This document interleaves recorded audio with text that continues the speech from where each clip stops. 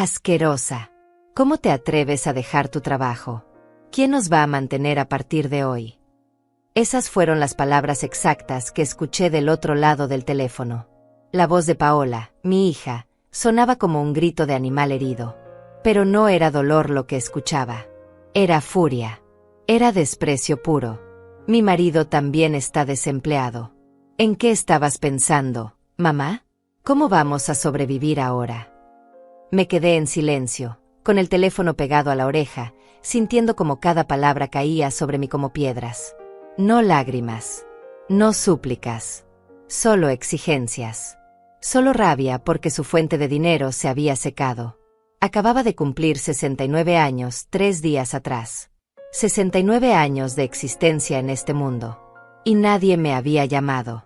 Nadie me había visitado. Ni siquiera un mensaje de texto.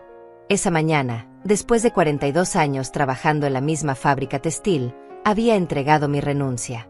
Mis manos ya no podían con las máquinas. Mis rodillas ya no soportaban las 10 horas de pie. Mi espalda gritaba cada noche cuando intentaba acostarme. Pero Paola no preguntó cómo estaba. No preguntó si me dolía algo. No preguntó si necesitaba ayuda. Solo preguntó quién iba a mantenerla a ella. Bloqueaste las tarjetas.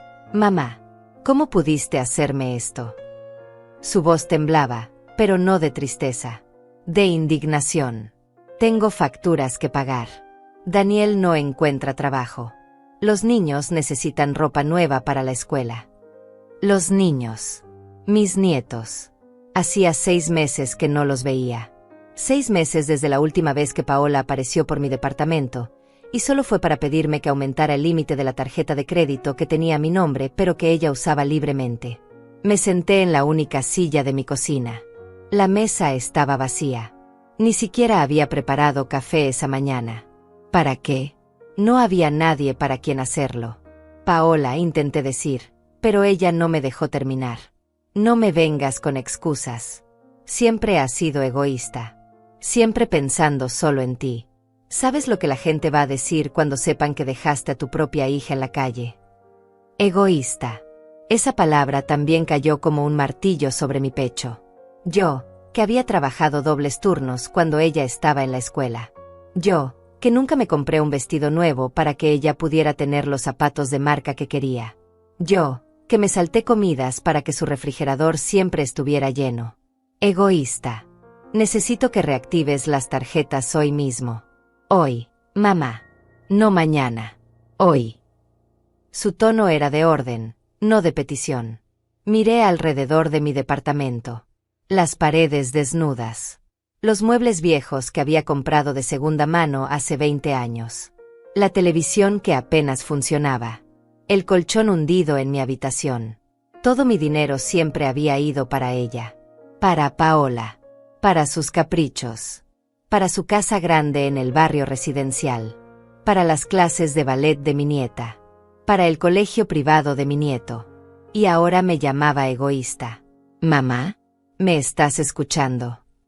Su voz subió otro tono. Te estoy hablando. Te escucho, Paola. Entonces ve al banco ahora mismo y arregla esto. No tengo tiempo para tus dramas. Tengo cosas que hacer. Colgó. Ni siquiera esperó mi respuesta. Solo colgó. Me quedé ahí, con el teléfono en la mano, mirando la pantalla negra. El silencio de mi departamento era tan pesado que podía sentirlo en los hombros. Tan denso que costaba respirar. 69 años. 42 trabajando. 35 criando a una hija sola después de que su padre nos abandonara. Y esto era lo que recibía. Un teléfono que solo sonaba cuando necesitaban dinero. Una hija que me llamaba asquerosa. Nietos que probablemente ni siquiera recordaban mi cara. Me levanté despacio y caminé hacia la ventana. Desde el tercer piso podía ver la calle. La gente pasaba rápido, cada uno con su propia vida, con sus propios problemas. Nadie miraba hacia arriba. Nadie sabía que aquí, en este departamento pequeño y frío, una mujer acababa de entender algo terrible. No era amada. Era útil. Y ahora que ya no era útil, era desechable. Volví a la mesa y vi mi teléfono sobre la superficie rayada. Ningún mensaje. Ninguna llamada perdida aparte de la de Paola. Mi cumpleaños había pasado hace 3 días y el teléfono había permanecido mudo todo el día. Había esperado. Dios sabe que había esperado. Me quedé despierta hasta medianoche pensando que tal vez llegaría un mensaje tarde. Que tal vez Paola estaba ocupada pero se acordaría. Que tal vez los niños pedirían llamar a la abuela. Nada. Y cuando finalmente me atreví a llamarla yo al día siguiente, su respuesta fue rápida y cortante. Ay, mamá, lo siento. Se me olvidó por completo. Ya sabes cómo es. Te llamo después. Nunca llamó. Pero hoy sí. Hoy que corté su acceso a mi cuenta bancaria. Hoy sí me llamó. En menos de 2 horas desde que el banco procesó el bloqueo. Me serví un vaso de agua del grifo. Estaba tibia y tenía un sabor metálico, pero la bebí de todos modos. Mis manos temblaban ligeramente. No de tristeza. Era algo diferente. Algo que no había sentido en mucho tiempo. Era claridad. Por primera vez en décadas, podía ver la situación exactamente como era. Sin excusas. Sin justificaciones. Sin el velo de es mi hija, tiene que quererme aunque no lo demuestre. No me quería. Punto. Y probablemente nunca lo había hecho. Esa noche no pude dormir. Me quedé mirando el techo, escuchando los sonidos de los vecinos a través de las paredes delgadas. Alguien veía televisión. Alguien más discutía. Una pareja reía. Vida. Había vida en todas partes menos aquí. Pensé en todas las veces que Paola había prometido visitarme. El próximo fin de semana, mamá. Te lo prometo. Y luego las excusas. Los niños tenían actividades, Daniel tenía un compromiso, ella no se sentía bien, el tráfico estaba imposible. Pensé en las navidades que pasé sola los últimos 3 años. Paola siempre tenía planes con la familia de Daniel. Es que su mamá insiste tanto. Mamá, tú entiendes, ¿verdad? Sí. Yo siempre entendía. Yo siempre perdonaba. Yo siempre esperaba. Y mientras tanto, mi cuenta bancaria se vaciaba mes tras mes. Los cargos en la tarjeta que ella usaba, restaurantes caros, ropa de marca, salones de belleza, juguetes, electrónicos. Nunca para mí. Siempre para ella. Me levanté de la cama cerca de las 4 de la mañana. No tenía sentido seguir intentando dormir. Fui a la cocina y esta vez sí me preparé café. Café barato, del que viene en bolsa, pero café al fin. Me senté de nuevo en mi silla y miré la superficie vacía de la mesa. En otras casas, en otras familias, las mesas tenían fotos. Fotos de nietos, de reuniones, de momentos felices. Mi mesa estaba vacía. Tomé mi teléfono y abrí la aplicación de redes sociales que Paola me había ayudado a instalar hace años. Para que veas las fotos de los niños, mamá. Entré a su perfil. Las fotos más recientes eran de hace 2 días. Una cena familiar. Paola, Daniel, mis 2 nietos. Todos sonriendo en un restaurante elegante. Las copas de vino en la mesa. Los platos que claramente costaban más de lo que yo gastaba en comida en una semana. Seguí bajando. Más fotos. La fiesta de cumpleaños de mi nieto. Había sido hace un mes. Globos, pastel enorme, decoraciones elaboradas. Yo no había sido invitada. Ni siquiera sabía que había sido su cumpleaños hasta que vi las fotos. Más abajo. Las vacaciones en la playa del verano pasado. Todos bronceados y felices. Yo había pagado parte de ese viaje sin saberlo. Vi el cargo en mi estado de cuenta. $1,200 en una agencia de viajes. Cuando pregunté, Paola me dijo que era para emergencias del colegio de los niños.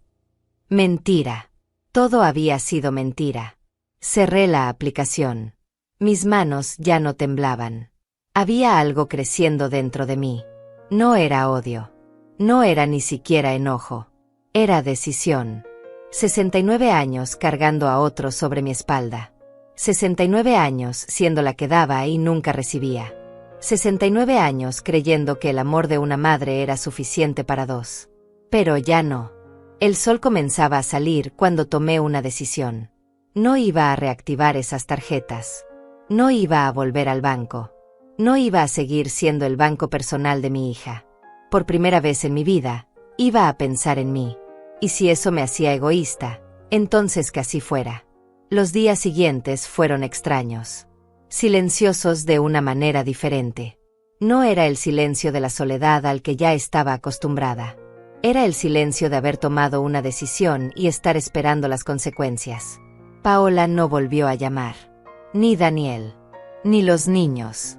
Era como si hubiera dejado de existir para ellos el momento en que dejé de ser útil. Y fue entonces cuando empecé a recordar. No todas las memorias llegan de golpe. Algunas se filtran despacio, como agua entre piedras. Y yo había pasado tanto tiempo justificando, perdonando, olvidando, que había enterrado todas las señales. Todas las veces que debía haber visto lo que realmente estaba pasando. Empezó con algo pequeño. Una tarde, mientras guardaba unos papeles viejos, encontré una invitación. La graduación de mi nieta del jardín de niños. Había sido hace 2 años. La invitación tenía fecha, hora, lugar. Yo había llamado a Paola esa mañana, emocionada, preguntándole a qué hora debía llegar. Su respuesta había sido rápida, casi automática. «Ay, mamá, se me olvidó decirte. La cambiaron de fecha. Es el próximo mes. Te aviso». Nunca me avisó. Y yo, como siempre, no insistí. No quería ser la madre pesada. La que molesta. La que exige atención. Pero ahora, sosteniendo esa invitación entre mis manos, recordé algo más. 2 semanas después de esa llamada, había visto fotos en redes sociales. La graduación había sido exactamente el día que decía la invitación. Paola estaba ahí, sonriente, con un vestido nuevo. Daniel cargaba a la niña. Había globos, pastel, otros familiares. Yo no estaba. Y cuando le pregunté por mensaje, su respuesta fue simple. «Ay, mamá, fue todo tan rápido. La niña estaba nerviosa y se nos olvidó avisarte. Perdón».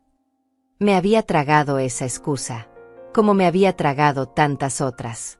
Seguí buscando entre los papeles. Encontré más. Una nota que yo misma había escrito. Cumpleaños de Paola, reservar restaurante. Había sido para sus 38 años. Yo había querido organizar algo especial. Había ahorrado durante meses de mi sueldo. Cuando la llamé para confirmar la fecha, me dijo que ya tenía planes. Que Daniel le había organizado una fiesta sorpresa. Que me avisaría para celebrar otro día, solo nosotras 2. Ese otro día nunca llegó. Pero sí vi las fotos de su fiesta. Una reunión grande en un salón elegante. Amigos, familia de Daniel, compañeros de trabajo. Todos brindando, celebrando. Yo no estaba invitada a la fiesta de mi propia hija. Y había justificado eso también. Es que era sorpresa. Seguro Daniel no sabía a quién invitar. Seguro Paola pensaba llamarme después. Mentiras que yo misma me contaba. Ahora, sentada en mi sala con todos esos papeles alrededor, las memorias seguían llegando. Una tras otra. Como si una compuerta se hubiera abierto y ya no pudiera detener el flujo. El Día de las Madres de hace 3 años. Había esperado toda la mañana. Me puse mi mejor blusa, la que solo usaba para ocasiones especiales. Preparé café y compré pan dulce, pensando que tal vez Paola vendría con los niños. A las 3 de la tarde me atreví a llamarla. «¿Mamá?»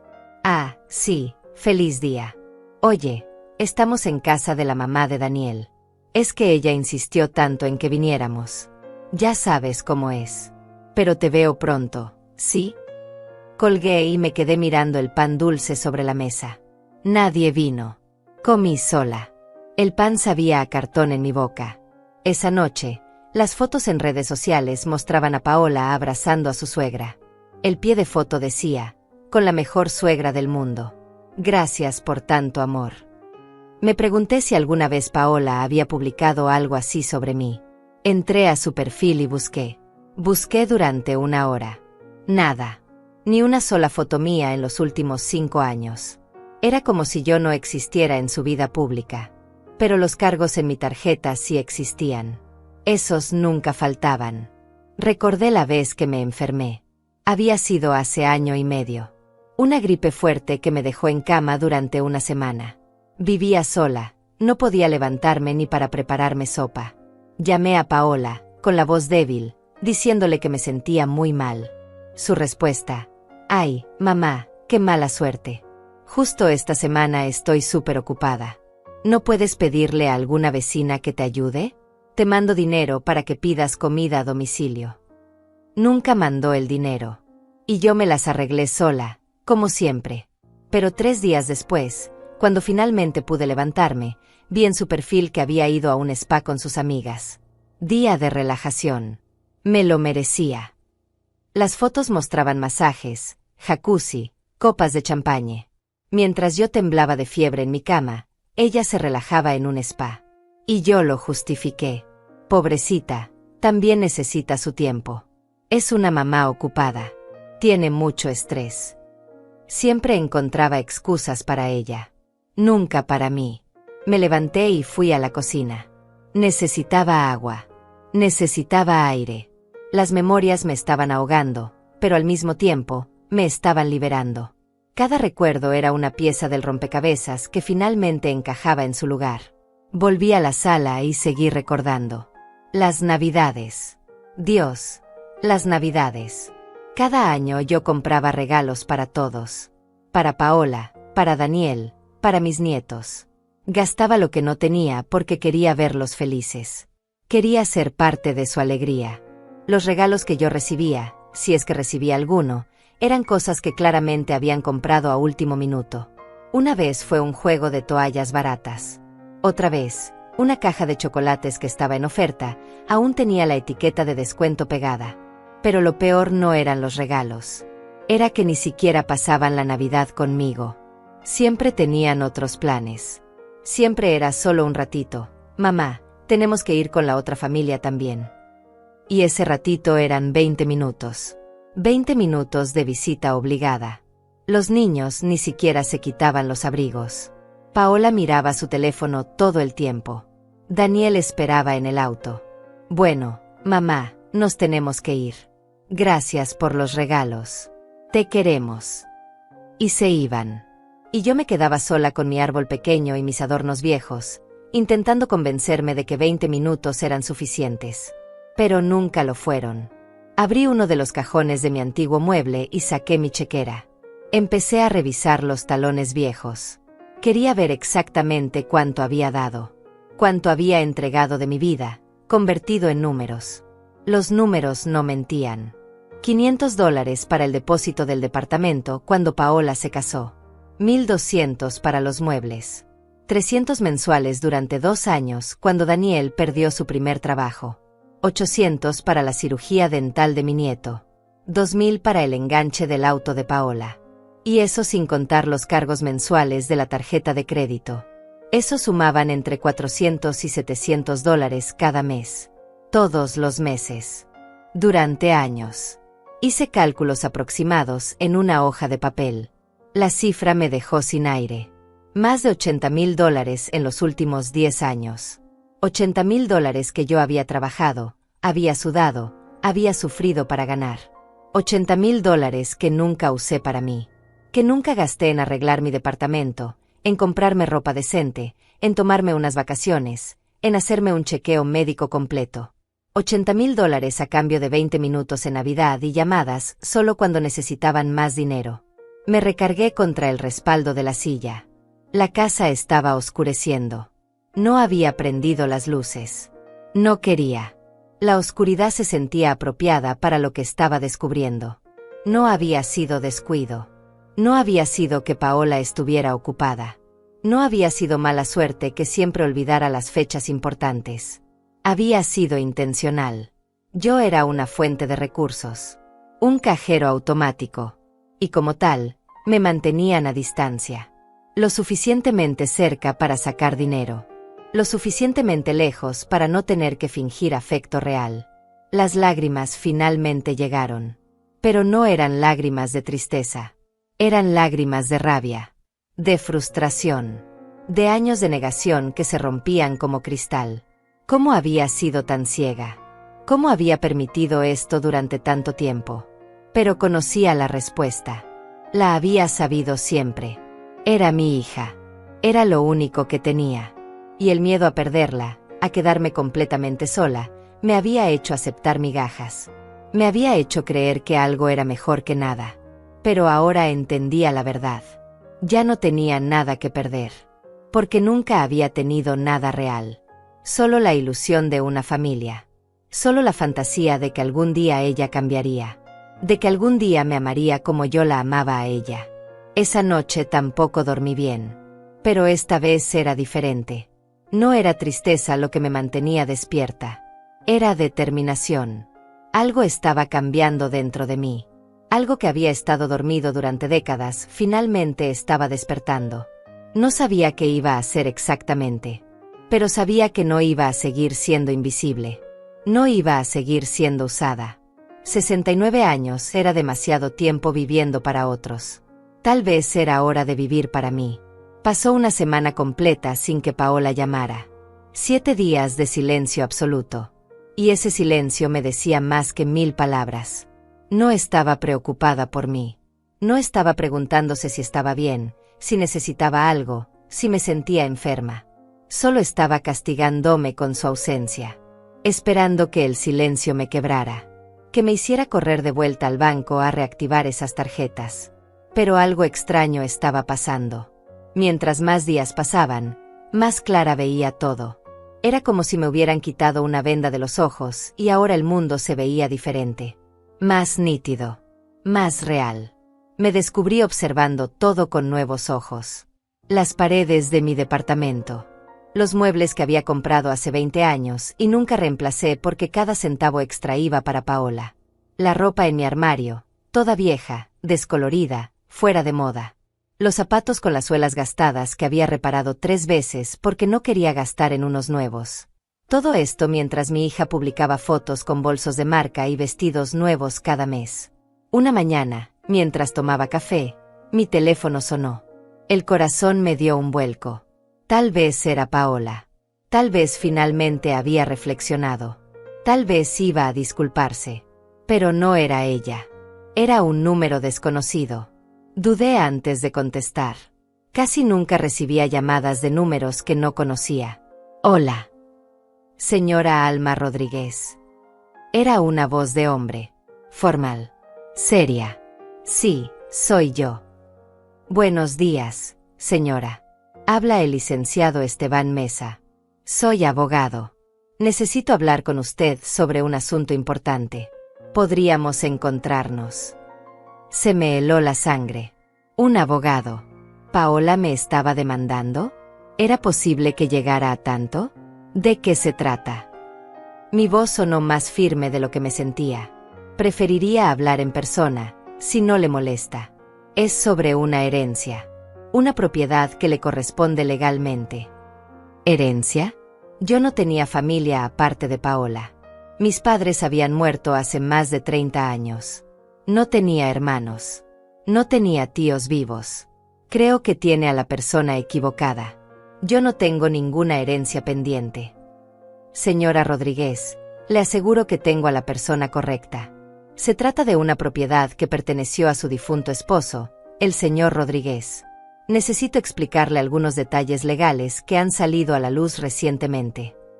Mi difunto esposo. Hacía 35 años que ese hombre nos había abandonado. Se había ido cuando Paola tenía apenas 3 años. Nunca volvimos a saber de él. Nunca mandó dinero. Nunca llamó. Simplemente desapareció de nuestras vidas como si nunca hubiera existido. No entiendo. Él nos abandonó hace décadas. No sé nada de él. Lo sé, señora. Y precisamente por eso necesito hablar con usted. Hay información que debe conocer. ¿Podría recibirme mañana en su domicilio? O si prefiere, puedo darle la dirección de mi oficina. Algo en su tono me hizo decir que sí. Tal vez era curiosidad. Tal vez era que cualquier cosa era mejor que seguir sentada en mi departamento reviviendo memorias dolorosas. Puede venir aquí mañana.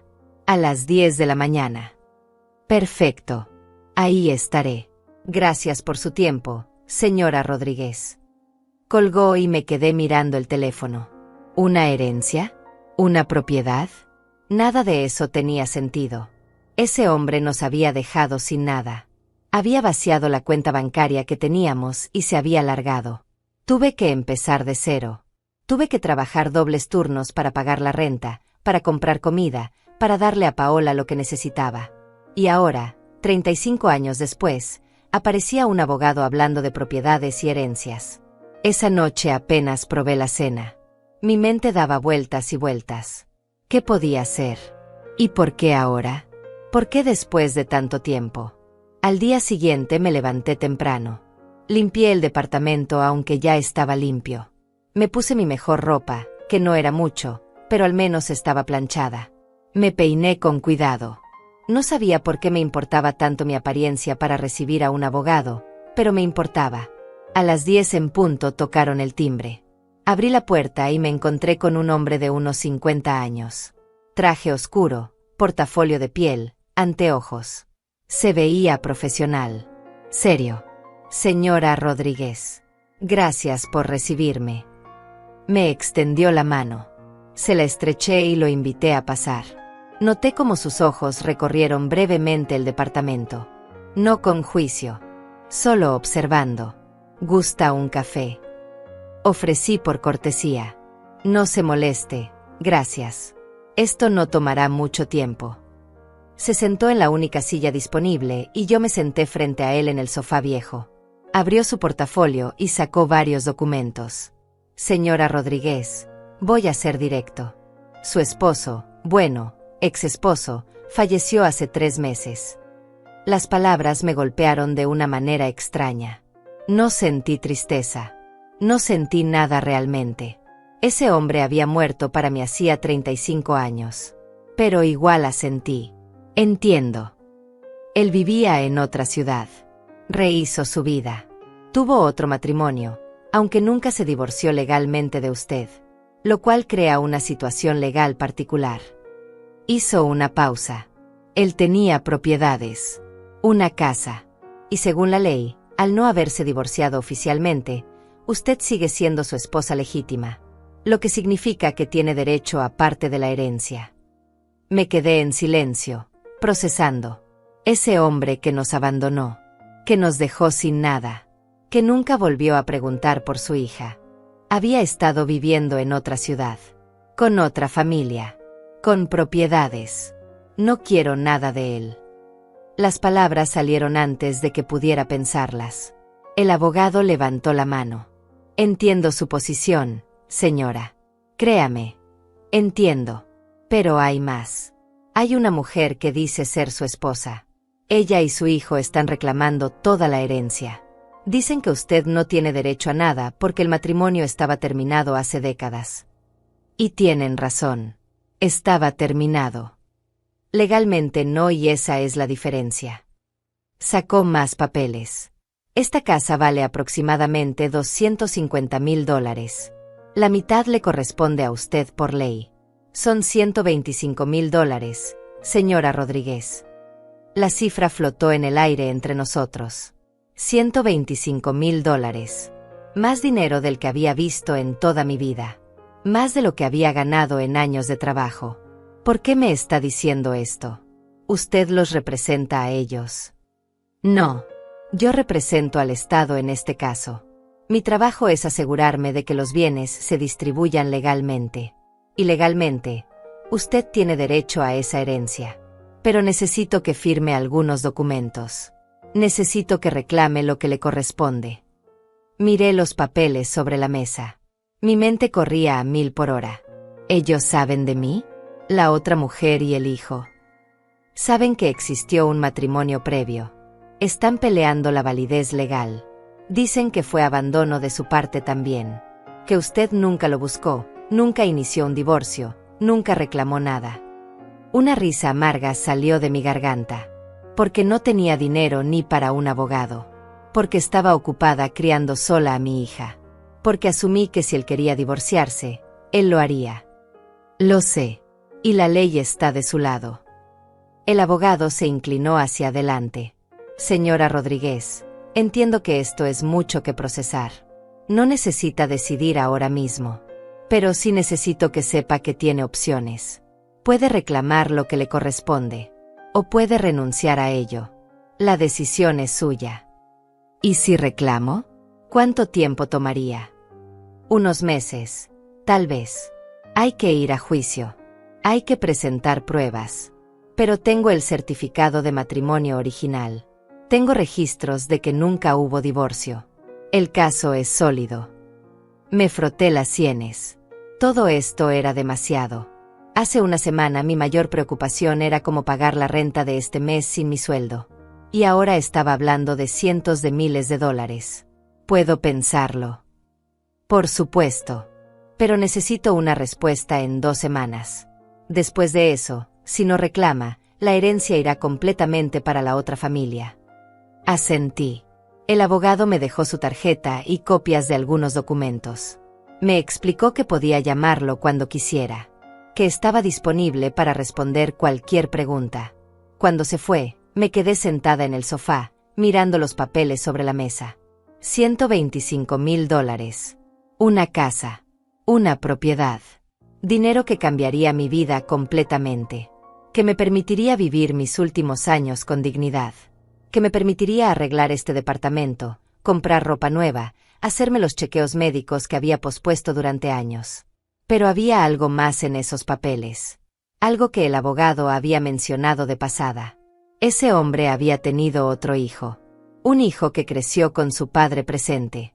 Un hijo que tuvo lo que Paola nunca tuvo. Un padre. Y ahora ese hijo quería quedarse con todo. Quería borrar mi existencia como si yo nunca hubiera sido su esposa. Como si Paola nunca hubiera sido su hija. Por primera vez en días, una sonrisa pequeña apareció en mi rostro. No era una sonrisa de alegría. Era algo más oscuro. Más determinado. Tal vez ese hombre me había abandonado. Tal vez me había dejado con nada. Pero ahora, décadas después, me estaba dando algo sin quererlo. Me estaba dando opciones. Me estaba dando poder. Y yo iba a decidir exactamente qué hacer con ello. Pero primero, necesitaba saber más. Necesitaba entender toda la situación. Necesitaba las respuestas que el abogado no me había dado todavía. Tomé mi teléfono y marqué el número de la tarjeta. Licenciado Mesa, soy Alma Rodríguez. Tengo algunas preguntas más.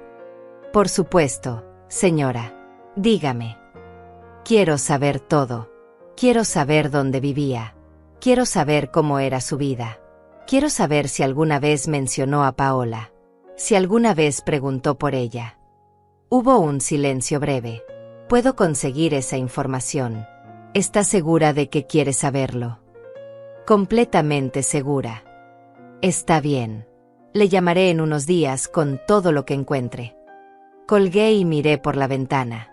El sol brillaba afuera. La gente caminaba por la calle. La vida seguía como siempre. Pero algo había cambiado. Yo había cambiado. Durante 35 años había sido una víctima. Del abandono de ese hombre. De la indiferencia de mi hija. De mi propia incapacidad de ponerme primero. Pero ya no. Ahora tenía información. Tenía opciones. Y por primera vez en mucho tiempo, tenía control. No sabía exactamente qué iba a hacer con todo esto. Pero sí sabía una cosa con certeza absoluta. Ya no iba a ser invisible. Ya no iba a aceptar migajas. Ya no iba a quedarme callada. Los siguientes días iban a ser interesantes. Muy interesantes. El licenciado Mesa me llamó exactamente 4 días después, tal como había prometido, y su voz sonaba diferente esta vez. Más cuidadosa, como si estuviera eligiendo cada palabra con precaución antes de decirla, porque sabía que lo que tenía que contarme iba a dolerme de maneras que tal vez ni yo misma podía anticipar todavía. Me pidió que nos viéramos de nuevo en mi departamento porque la información que había recopilado era extensa y prefería explicármela en persona, con todos los documentos a la vista, y yo acepté aunque una parte de mí tenía miedo de lo que estaba por descubrir, porque a veces la verdad duele más que la mentira, pero ya había llegado demasiado lejos como para retroceder ahora. Cuando llegó esa tarde, traía consigo una carpeta mucho más gruesa que la anterior, llena de papeles, fotografías, registros oficiales, y se sentó frente a mí con una expresión que mezclaba profesionalismo con algo parecido a la compasión genuina.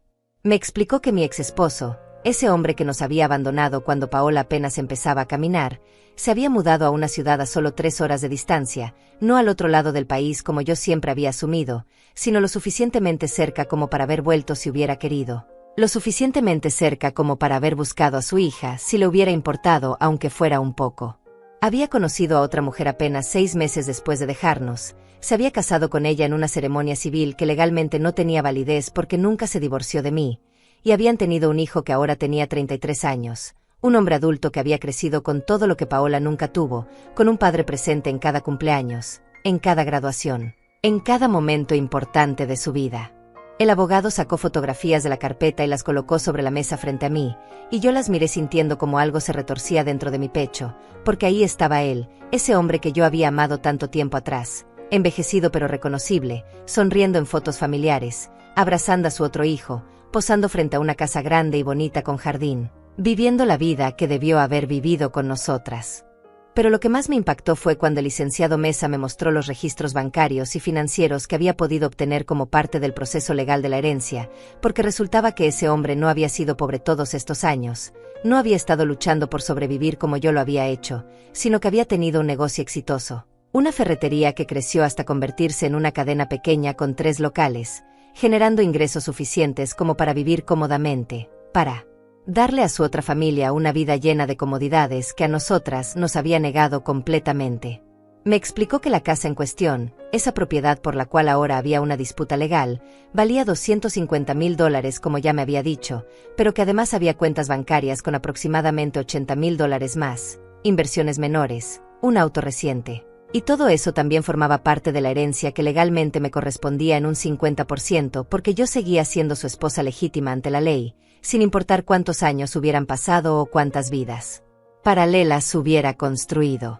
Pero entonces el abogado sacó otro documento de la carpeta, este más viejo, amarillento en los bordes, y me dijo que había algo más que yo necesitaba saber, algo que había descubierto durante su investigación y que tal vez cambiaría mi perspectiva sobre toda esta situación de maneras que yo no podía imaginar todavía.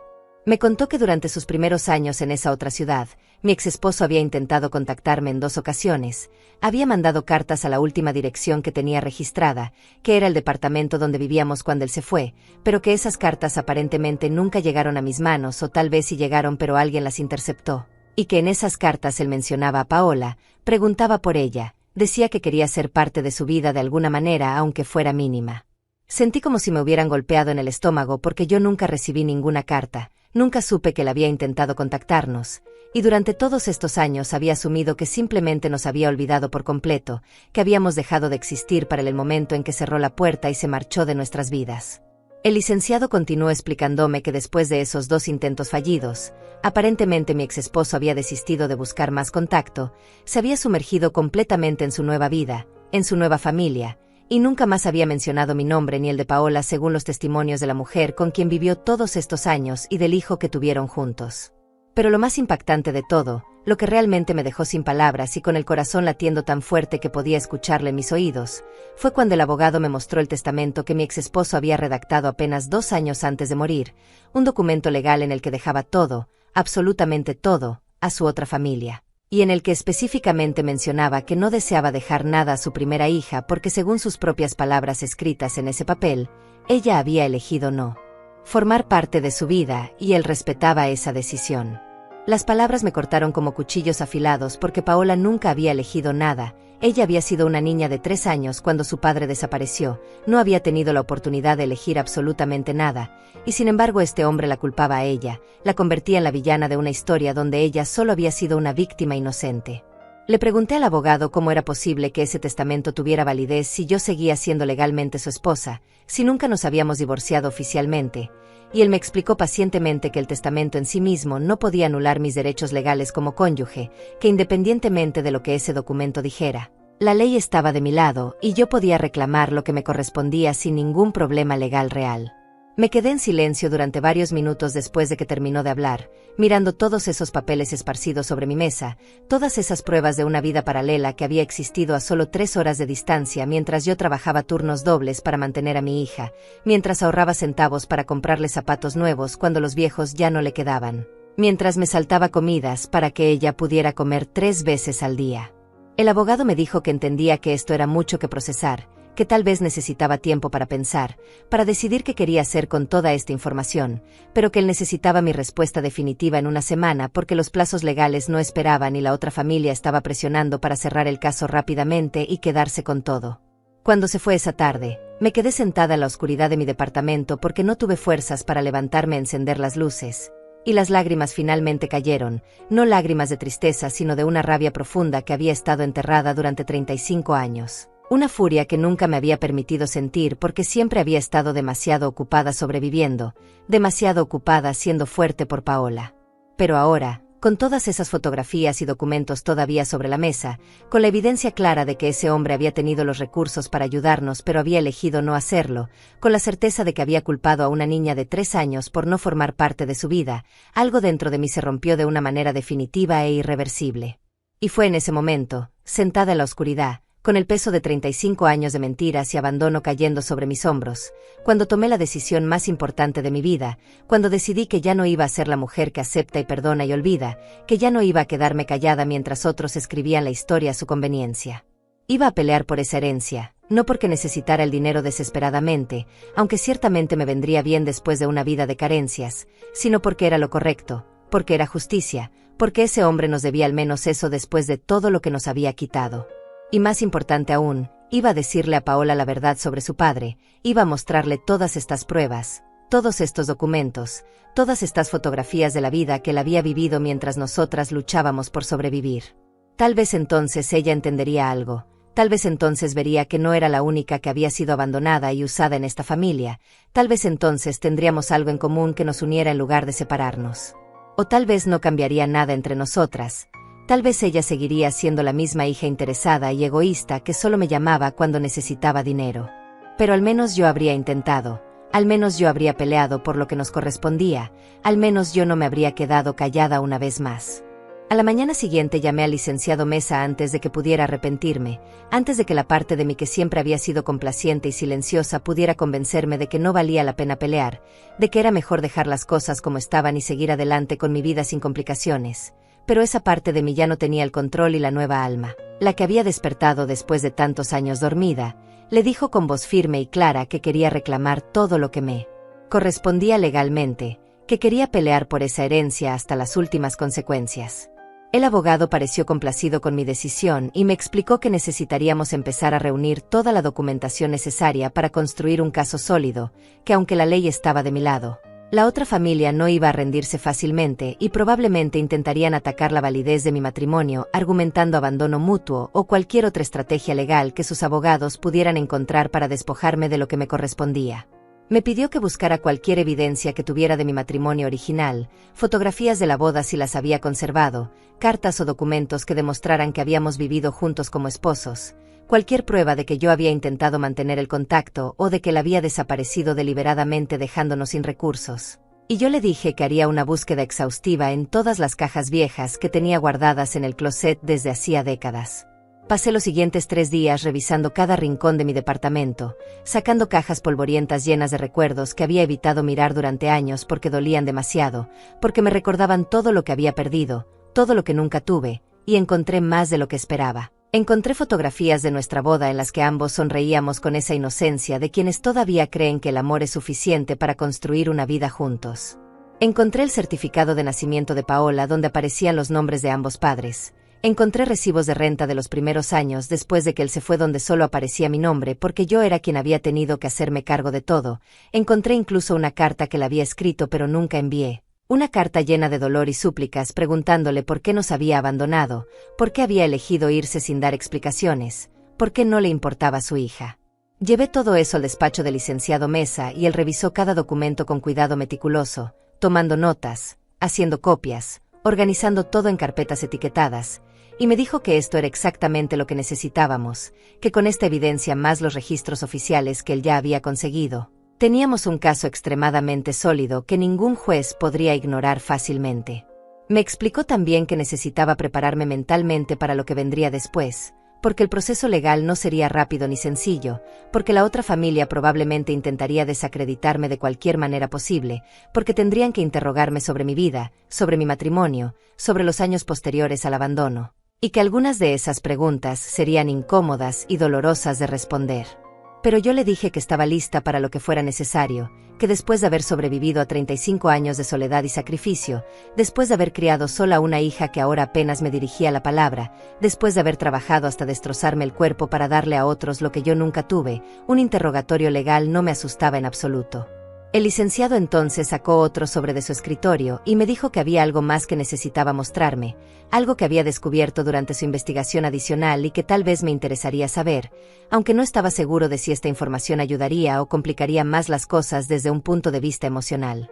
Abrió el sobre y sacó varios extractos bancarios, registros de transferencias, movimientos financieros detallados de los últimos 20 años de la vida de mi exesposo, y mientras yo miraba esos números sin entender completamente qué era lo que él quería mostrarme, el abogado empezó a señalar ciertas transacciones específicas que se repetían con regularidad sospechosa.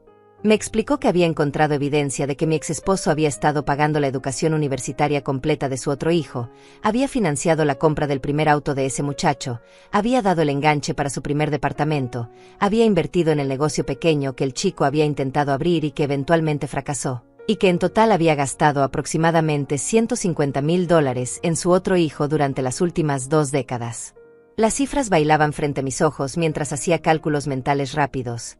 Mientras comparaba esos números obscenos con los $300 mensuales que yo le daba a Paola cuando Daniel perdió su trabajo, con los 500 que había ahorrado durante meses para regalarle en su boda, con los 1,200 que había prestado para los muebles de su primer departamento y que nunca me devolvió. El contraste era tan brutal, tan injusto, tan absolutamente devastador que sentí como si me hubieran vaciado por dentro, como si alguien hubiera arrancado todos mis órganos dejando solo un cascarón hueco donde antes había una persona completa. Ese hombre había tenido el dinero para darle a Paola todo lo que ella necesitaba y más.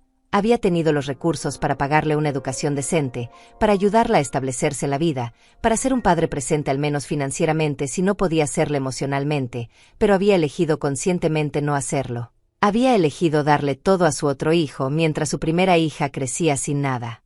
Le pregunté al abogado si Paola tenía algún derecho legal sobre esa parte de la herencia también, si podía reclamar algo en nombre de todo lo que su padre nunca le dio. Y él me explicó con paciencia profesional que legalmente Paola no tenía derechos directos sobre la herencia porque no estaba mencionada en el testamento y porque técnicamente yo era la única heredera legítima como esposa legal, pero que una vez que yo recibiera mi parte, podría hacer con ese dinero lo que quisiera, incluyendo compartirlo con mi hija si así lo decidía.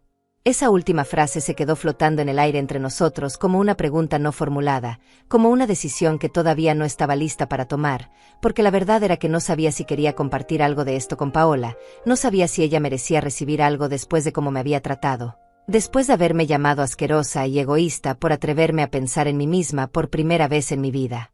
Pero también sabía que esto no era realmente sobre Paola y sobre mí, sino sobre un hombre que había tomado decisiones terribles que habían afectado a todos nosotros de maneras profundas e irreparables, y que tal vez la justicia verdadera sería asegurarme de que su primera hija, la que la había abandonado y olvidado, recibiera al menos una parte de lo que siempre debió ser suyo. El licenciado me dijo que no tenía que decidir nada de eso todavía, que primero necesitábamos ganar el caso, asegurarnos de que yo recibiera lo que me correspondía legalmente, y que después tendría todo el tiempo del mundo para decidir qué hacer con ese dinero, con esa propiedad, con toda esa justicia tardía que finalmente estaba llegando después de tantos años de espera. Salí de su oficina esa tarde con la cabeza dándome vueltas, con tantos pensamientos y emociones contradictorias que no sabía cómo procesarlos todos al mismo tiempo, y mientras caminaba de regreso a mi departamento por las calles que conocía de memoria después de tantos años viviendo en el mismo lugar, me di cuenta de que estaba sonriendo a pesar de todo. Sonriendo porque por primera vez en mucho tiempo sentía que tenía control sobre mi propia vida. Cuando llegué a casa encontré 3 mensajes de Paola en mi teléfono, los primeros en 2 semanas completas, y mi corazón dio un salto pensando que tal vez finalmente había reflexionado, que tal vez había entendido lo injusta que había sido conmigo, pero cuando escuché los mensajes de voz descubrí que solo quería saber si ya había ido al banco a reactivar las tarjetas, si ya había reconsiderado mi decisión egoísta de dejar mi trabajo, si ya me había dado cuenta de que ella y su familia me necesitaban. Borré los mensajes sin responder porque ya no tenía energía para seguir siendo la madre que suplica por migajas de atención, la que acepta cualquier trato con tal de no perder el contacto con su hija, y en lugar de eso me serví un vaso de agua y me senté a mirar los documentos que el abogado me había dado para revisar. Toda esa evidencia de una vida que pudo haber sido diferente si solo ese hombre hubiera tenido, aunque fuera un poco de decencia.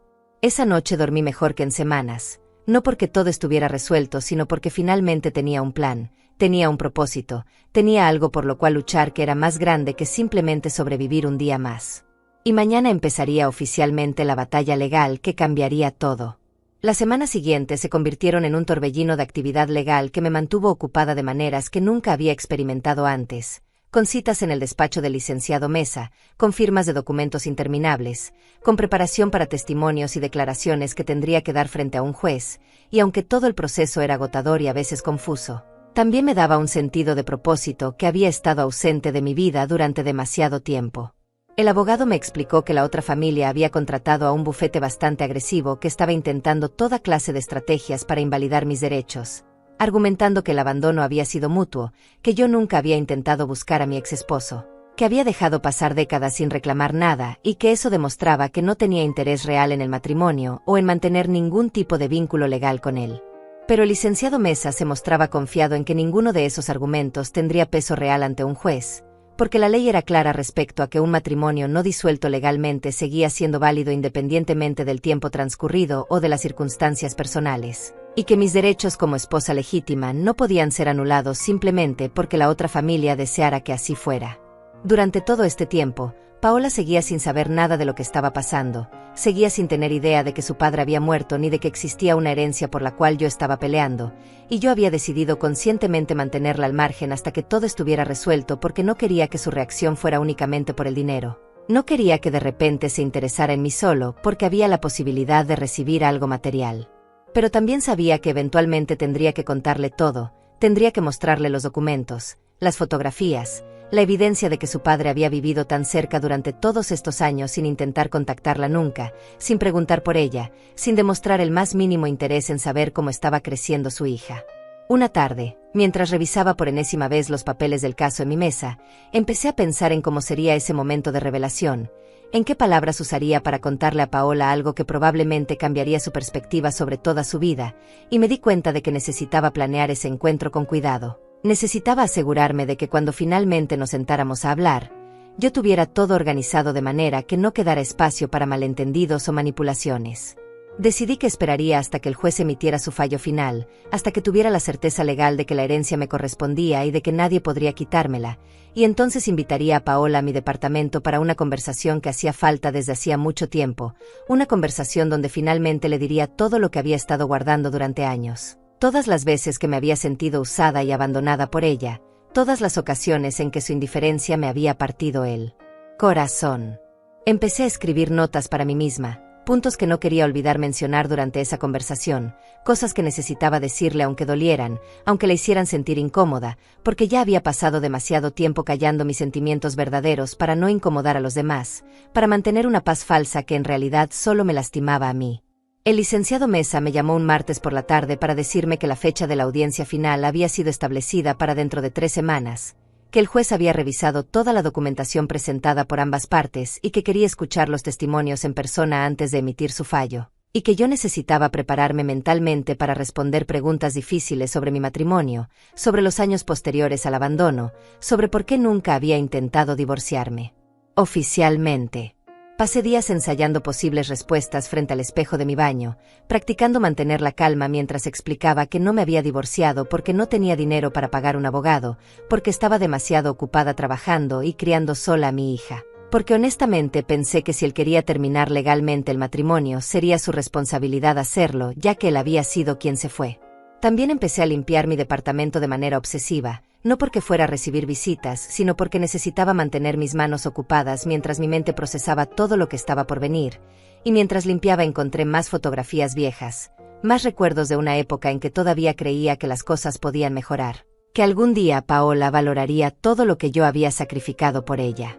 Había una foto en particular que me hizo detenerme, una imagen de Paola a los 15 años en su graduación de secundaria, sonriendo con su diploma en mano, y yo a su lado con un vestido que había usado durante años porque no podía permitirme comprar ropa nueva. Y recordé cómo ese día ella había estado molesta conmigo porque no pude comprarle el vestido de fiesta caro que quería, porque mi sueldo apenas alcanzaba para la renta y la comida y no quedaba nada para lujos. Guardé esa fotografía junto con todas las demás evidencias que pensaba mostrarle cuando llegara el momento, cuando finalmente nos sentáramos cara a cara y tuviéramos la conversación que debimos haber tenido hace años, la conversación donde yo dejaría de ser solo la madre que da y empieza y ella tendría que escuchar, realmente escuchar, todo lo que yo había cargado en silencio durante décadas. El día de la audiencia llegó más rápido de lo que esperaba y me desperté con el estómago revuelto de nervios, pero también con una determinación férrea que me sorprendió a mí misma, porque durante toda mi vida había sido una mujer que evitaba los conflictos, que prefería ceder antes que pelear. Pero ahora estaba lista para enfrentar lo que fuera necesario con tal de obtener la justicia que me correspondía.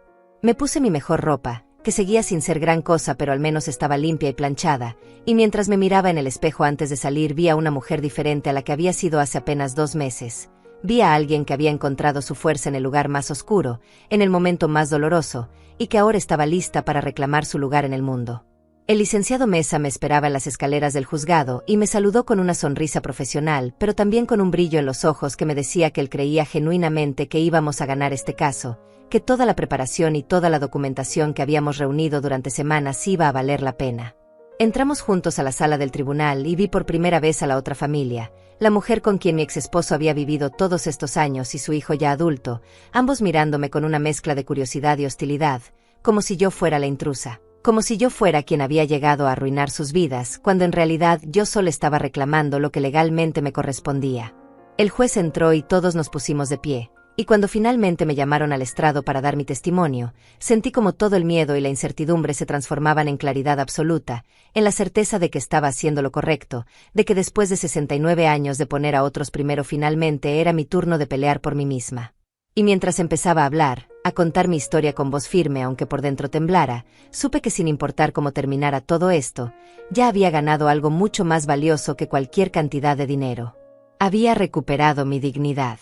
El juez escuchó mi testimonio completo sin interrumpir, tomando notas ocasionales mientras yo explicaba con todo el detalle que pude recordar cómo había sido mi matrimonio, cómo había llegado el abandono repentino sin explicaciones ni advertencias, cómo había tenido que reconstruir mi vida desde cero mientras criaba sola a una niña pequeña que constantemente preguntaba por qué su papá no volvía a casa. Cuando terminé de hablar, el abogado de la otra familia se levantó para hacerme preguntas que claramente estaban diseñadas para hacerme parecer negligente o interesada, preguntándome por qué nunca había buscado activamente a mi exesposo, por qué nunca había iniciado procedimientos de divorcio, por qué después de tantos años de silencio ahora aparecía reclamando derechos sobre propiedades y dinero que según ellos no me correspondían moralmente aunque tal vez sí legalmente. Respondí cada pregunta con la calma que había practicado durante días, explicando que no tenía recursos para contratar abogados cuando apenas podía pagar la renta y la comida, que había asumido que si él quería divorciarse tendría que iniciar el proceso ya que había sido su decisión abandonarnos, que nunca imaginé que él estaba construyendo una vida próspera a solo 3 horas de distancia mientras yo trabajaba turnos dobles en una fábrica textil destruyéndome las manos y la espalda. El abogado intentó insinuar que mi aparición ahora era conveniente y calculada, que tal vez había sabido de la muerte de mi exesposo y había visto una oportunidad de enriquecerme, pero el licenciado Mesa intervino inmediatamente presentando evidencia de que yo había sido contactada por las autoridades como parte del proceso legal estándar de liquidación de herencias, que no había buscado activamente esta situación, sino que había sido informada de mis derechos legales por obligación del sistema judicial. Luego fue el turno de la otra mujer de testificar y mientras la escuchaba hablar sobre los años que había pasado con mi exesposo, sobre la vida que habían construido juntos, sobre el hijo que habían criado, sentí una mezcla extraña de emociones que no podía definir completamente, porque por un lado había rabia de que ella hubiera tenido todo lo que yo debí tener, pero por otro lado también había algo parecido a la lástima porque ella también había sido engañada, había vivido creyendo que estaba en un matrimonio legítimo cuando en realidad técnicamente era la otra mujer aunque ella no lo supiera. Ella lloró mientras hablaba de cómo mi exesposo nunca le había mencionado que tenía una hija de un matrimonio anterior, de cómo había descubierto mi existencia solo después de su muerte cuando empezaron a revisar los documentos legales, de cómo se sentía traicionada y confundida por haber construido su vida entera sobre una mentira que él había mantenido cuidadosamente oculta durante décadas. El hijo también testificó y su hostilidad hacia mí era palpable en cada palabra que pronunciaba, culpándome de querer robar lo que según él era legítimamente suyo, lo que su padre había trabajado para construir y dejarle a él, sin entender o sin querer entender que ese mismo padre había abandonado a otra familia, a otra hija, sin darles absolutamente nada durante todos esos años. El juez escuchó todos los testimonios, revisó toda la documentación presentada por ambas partes, los registros de matrimonio, los certificados, los extractos bancarios, las fotografías, cada pieza de evidencia que habíamos recopilado durante semanas, y finalmente anunció que necesitaba tiempo para deliberar y que emitiría su fallo por escrito en un plazo de 2 semanas. Salimos del juzgado agotados emocionalmente y el licenciado Mesa me dijo que había ido muy bien, que mi testimonio había sido convincente y coherente, que la evidencia documental era irrefutable y que estaba confiado en que obtendríamos un fallo favorable, pero que teníamos que ser pacientes y esperar a que el sistema judicial siguiera su curso.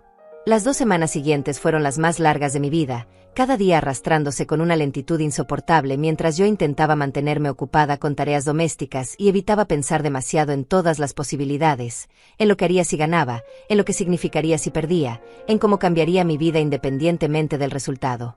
Finalmente llegó la llamada del licenciado Mesa un viernes por la tarde y su voz sonaba diferente, emocionada pero profesional, y me dijo que habíamos ganado, que el juez había fallado completamente a mi favor reconociendo mi derecho legítimo como esposa legal a la mitad de todos los bienes de mi exesposo, incluyendo la casa, las cuentas bancarias, las inversiones, todo.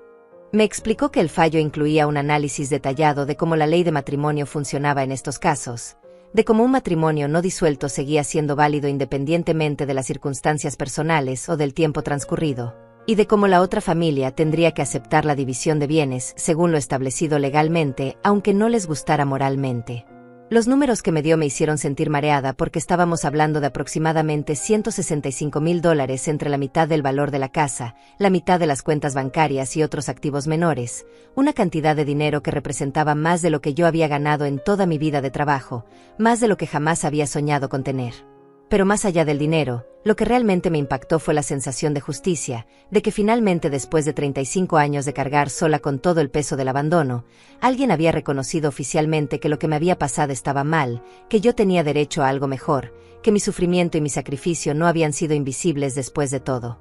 El licenciado me explicó que el proceso de liquidación tomaría algunos meses más porque había que vender la casa y distribuir los activos según lo ordenado por el juez, pero que todo estaba encaminado y que yo debía empezar a pensar en qué quería hacer con ese dinero una vez que estuviera en mis manos. Colgué el teléfono y me quedé sentada en mi sofá viejo mirando las paredes descascaradas de mi departamento, pensando en todas las posibilidades que ahora se abrían frente a mí, en todos los años que me quedaban de vida y en cómo podría vivirlos de manera completamente diferente con esta seguridad financiera que nunca había tenido. Pero también pensé en Paola, en cómo había llegado el momento de tener esa conversación que había estado planeando durante semanas, en cómo tendría que contarle todo lo que había descubierto sobre su padre, mostrarle las pruebas de la vida paralela que él había vivido, explicarle por qué había decidido pelear por esta herencia. Tomé mi teléfono con manos temblorosas y marqué su número por primera vez en casi un mes, y cuando ella contestó con voz fría y distante preguntando qué quería, le dije simplemente que necesitaba verla, que tenía algo importante que contarle sobre su padre, y noté cómo su tono cambiaba inmediatamente a uno de curiosidad mezclada con cautela. Le pedí que viniera a mi departamento el domingo por la tarde, que viniera sola sin Daniel ni los niños porque esto era algo que necesitábamos hablar solo nosotras dos. Y aunque ella hizo algunas preguntas intentando averiguar de qué se trataba, yo mantuve la firmeza diciéndole únicamente que era importante y que todo se aclararía cuando nos viéramos. Después de colgar, saqué todas las carpetas con documentos, todas las fotografías, todos los extractos bancarios y los organicé cuidadosamente sobre mi mesa, preparando el escenario para la conversación más difícil e importante que tendríamos madre e hija. La conversación donde finalmente le mostraría no solo la verdad sobre su padre, sino también la verdad sobre nuestra relación, sobre cómo me había sentido todos estos años siendo tratada como un cajero automático en lugar de como una madre.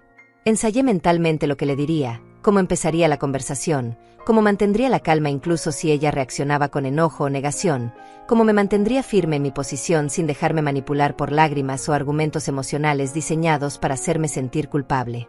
El domingo llegó y yo estaba lista, había limpiado el departamento, había preparado café, había organizado todos los documentos en el orden exacto en que quería presentarlos, y cuando sonó el timbre a las 3 de la tarde en punto, respiré profundamente antes de abrir la puerta.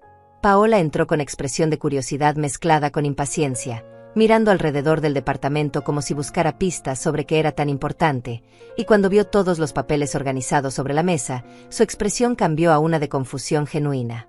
Le pedí que se sentara y ella obedeció, aunque pude notar la tensión en su cuerpo, la forma en que sus manos se aferraban al borde de la silla como si estuviera preparándose para salir corriendo en cualquier momento, y entonces empecé a hablar, empecé a contarle toda la historia desde el principio. Desde la llamada del abogado hace semanas hasta el fallo del juez apenas días atrás. Vi cómo su expresión pasaba por múltiples etapas mientras yo hablaba, primero incredulidad, luego shock, después algo que parecía ser rabia mezclada con dolor, y cuando finalmente terminé de explicar todo y empujé las fotografías y documentos hacia ella para que los viera por sí misma, sus manos temblaban mientras los tomaba.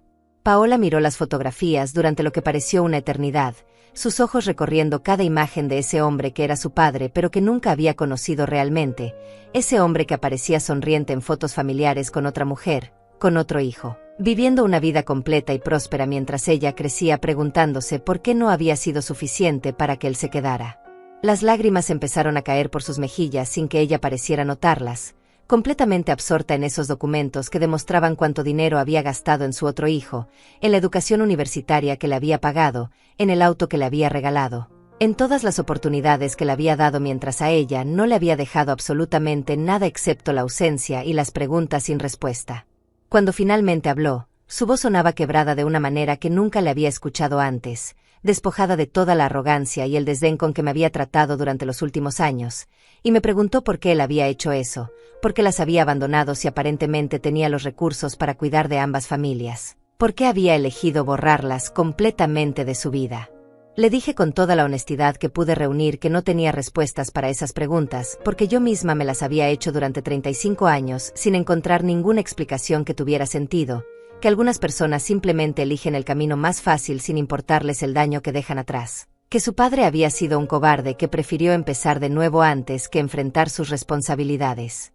Paola dejó caer los papeles sobre la mesa y se cubrió el rostro con las manos, sus hombros temblando con sollozos que parecían venir desde lo más profundo de su ser, y por un momento sentí el impulso de levantarme y abrazarla como había hecho tantas veces cuando era niña y algo la lastimaba. Pero me quedé quieta en mi silla porque sabía que todavía había más que necesitaba decir.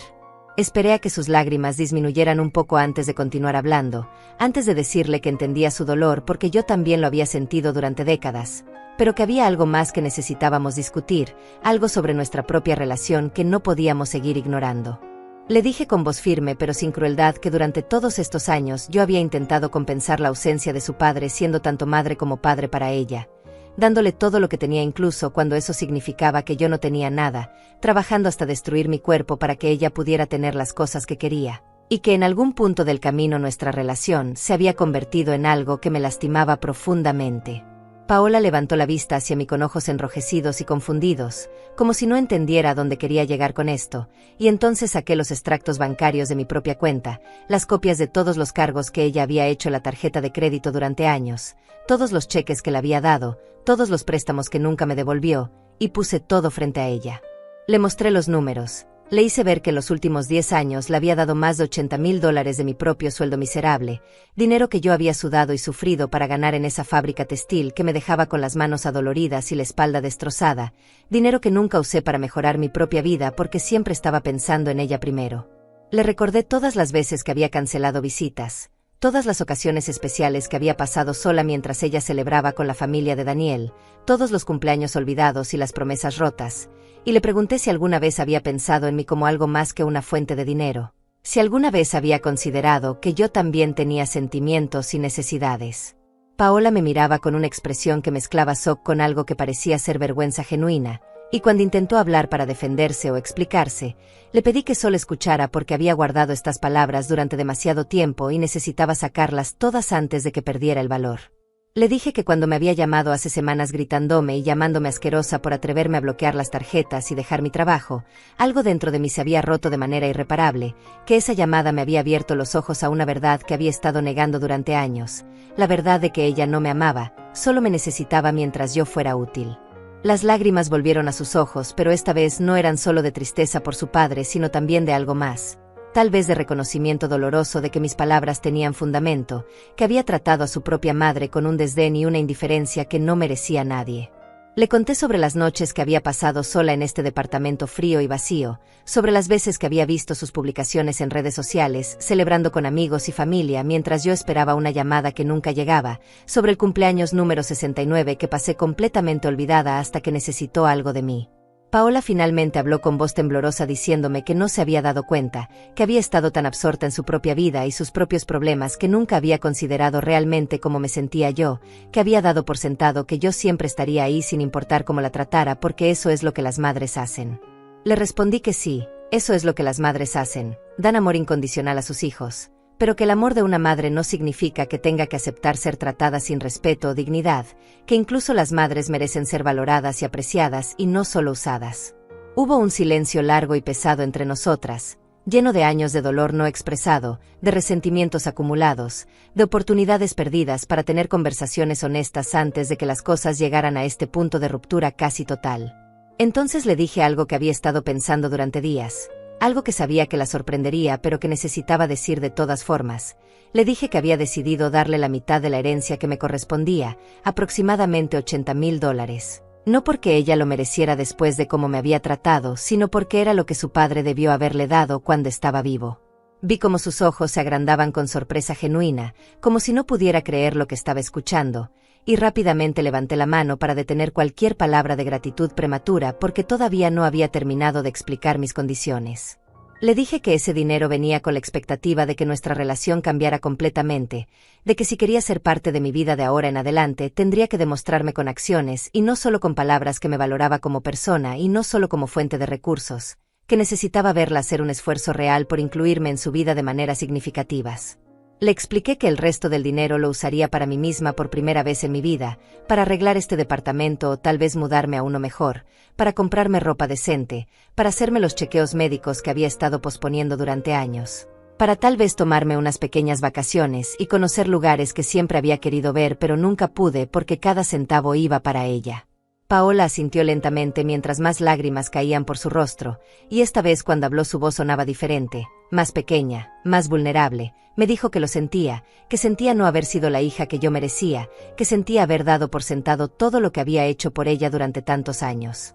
Me dijo que ver toda esta evidencia sobre su padre, sobre cómo había elegido conscientemente abandonarla y darle todo a otro hijo, le había hecho ver reflejado en él algo de su propio comportamiento hacia mí, que había estado replicando el mismo patrón de tomar sin dar, de usar sin valorar, de asumir que el amor de un padre o una madre era algo que podía explotar sin consecuencias. Le dije que apreciaba sus disculpas pero que las palabras no eran suficientes esta vez, que necesitaba ver cambios reales y consistentes durante meses antes de poder empezar a reconstruir la confianza que se había roto, que estaba dispuesta a darle esa oportunidad, pero que no iba a volver a ser la madre que acepta migajas y pretende que es suficiente. Nos quedamos sentadas en silencio durante un rato más largo, cada una procesando todo lo que se había dicho, todo lo que había salido a la luz durante esta conversación que había sido años en gestación. Y cuando Paola finalmente se levantó para irse, se acercó a mí con pasos inciertos y me preguntó si podía abrazarme.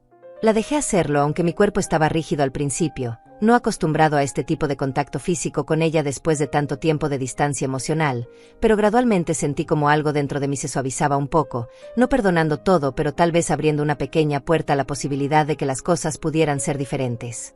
Cuando se fue esa tarde, me quedé en mi departamento sintiendo una mezcla extraña de agotamiento emocional y algo parecido a esperanza cautelosa, porque aunque sabía que el camino hacia una relación saludable con mi hija sería largo y difícil, al menos ahora habíamos puesto todas las cartas sobre la mesa, habíamos dicho las verdades dolorosas que necesitaban ser dichas, y tal vez, solo tal vez, podríamos empezar a construir algo nuevo sobre los escombros de lo que había sido.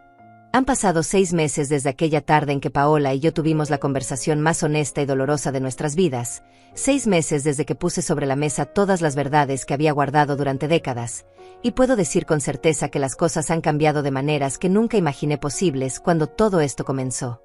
La herencia finalmente se liquidó completamente hace 3 meses y recibí los $85,000 que me correspondían después de darle a Paola su parte tal como había prometido, y con ese dinero hice cosas que nunca pensé que podría hacer. Me mudé a un departamento más grande y luminoso en un barrio mejor. Compré muebles nuevos que elegí yo misma sin pensar en el precio. Me hice todos los chequeos médicos que había pospuesto durante años y resultó que necesitaba lentes nuevos y tratamiento para la artritis que me estaba destruyendo las manos silenciosamente. Pero más allá de las cosas materiales, lo que realmente cambió fue la manera en que me veo a mí misma, porque durante toda mi vida había definido mi valor por cuánto podía dar a otros, por cuánto podía sacrificar, por cuánto podía soportar en silencio. Y ahora finalmente entiendo que mi valor como persona no depende de mi utilidad para los demás, sino simplemente del hecho de que existo y merezco dignidad y respeto. Paola ha estado viniendo a visitarme cada 2 semanas, trayendo a los niños que ahora me llaman abuela con más familiaridad y cariño genuino, y aunque al principio sus visitas se sentían forzadas y llenas de incomodidad, gradualmente hemos ido encontrando un ritmo nuevo en nuestra relación, uno donde ella realmente pregunta cómo estoy y escucha mis respuestas en lugar de solo hablar de sus propios problemas. No voy a mentir y decir que todo es perfecto ahora porque no lo es. Todavía hay momentos de tensión. Todavía hay cicatrices emocionales que probablemente nunca sanarán completamente, pero hay algo diferente en la forma en que nos relacionamos, hay un respeto mutuo que antes no existía. Hay un entendimiento de que ambas fuimos dañadas por el abandono de ese hombre, pero que no tenemos que seguir replicando esos patrones de dolor. Ella usó su parte de la herencia para pagar deudas y hacer algunos arreglos necesarios en su casa, y aunque sé que Daniel todavía no ha encontrado trabajo estable, Paola ha empezado a buscar empleo por su cuenta en lugar de asumir que yo debería mantenerlos, lo cual veo como un paso importante hacia su propia independencia y madurez. A veces pienso en mi exesposo, en ese hombre que tomó decisiones tan terribles que afectaron a tantas personas de maneras que él probablemente nunca consideró completamente, y me pregunto si alguna vez se arrepintió, si alguna vez pensó en la hija que abandonó, si alguna vez sintió aunque fuera un poco de culpa por todo el dolor que causó. Pero luego me doy cuenta de que esas preguntas ya no me quitan el sueño como antes, porque he aprendido que no puedo controlar las acciones de otros ni encontrar sentido a decisiones que nunca tuvieron lógica real. Lo único que puedo controlar es mi propia vida, mis propias elecciones, la manera en que decido vivir los años que me quedan. He empezado a hacer cosas solo para mí, pequeñas cosas que me dan alegría sin ningún otro propósito que mi propio disfrute, como tomar clases de tejido en el centro comunitario cerca de mi nuevo departamento donde he conocido a otras mujeres de mi edad con historias similares de sacrificio y redescubrimiento. O caminar por el parque cada mañana simplemente porque me gusta sentir el sol en la cara y escuchar los pájaros. La semana pasada Paola me preguntó si quería acompañarla y los niños a un día de campo el próximo fin de semana, y lo que más me sorprendió no fue la invitación en sí sino la manera en que la hizo, con genuino deseo de mi compañía y no como una obligación o como pago por algo que esperaba recibir de mí. Acepté por supuesto, porque a pesar de todo el dolor y la decepción, sigue siendo mi hija y esos siguen siendo mis nietos. Y si hay una posibilidad de construir algo real y saludable con ellos en los años que me quedan, quiero intentarlo con el corazón abierto pero también con los ojos bien abiertos a las señales de alerta. Cuando miro hacia atrás a la mujer que era hace apenas 6 meses, esa mujer sentada en su departamento frío y vacío sintiendo que su propia hija la había borrado de su vida, casi no puedo reconocerme en ella, porque ahora soy alguien diferente, alguien que aprendió a ponerse a sí misma primero sin sentir culpa, alguien que entiende que el amor propio no es egoísmo sino supervivencia.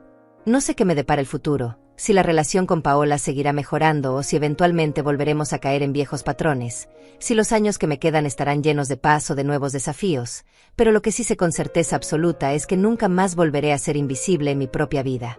He aprendido que es posible amar a alguien profundamente y al mismo tiempo establecer límites firmes, que es posible ser generosa sin permitir ser explotada, que es posible perdonar sin olvidar las lecciones que el dolor nos enseñó. Y si mi historia puede servir de algo para alguien más que esté pasando por situaciones similares, que se sienta usada o abandonada o invisible en su propia familia, quiero que sepan que nunca es demasiado tarde para reclamar su dignidad, nunca es demasiado tarde para exigir el respeto que merecen, nunca es demasiado tarde para empezar a vivir para ustedes mismos. Porque al final del día, la única persona que estará con ustedes desde el primer hasta el último aliento es ustedes mismos. Y esa persona merece todo el amor y cuidado que han estado dando tan libremente a otros durante toda su vida. Así que les pregunto ahora, a ustedes que han leído mi historia, que tal vez se han visto reflejados en alguna parte de este camino doloroso pero también liberador, ¿alguna vez han sentido que intentaron borrarlos de su propia historia? ¿Han tenido el valor de enfrentar esas verdades difíciles y reclamar su lugar en el mundo? Porque si yo pude hacerlo a los 69 años, después de toda una vida de silencio, ustedes también pueden, sin importar la edad que tengan o cuánto tiempo hayan pasado aceptando menos de lo que merecen. La vida es demasiado corta para vivirla siendo invisible, y todos merecemos ser vistos, valorados y amados genuinamente.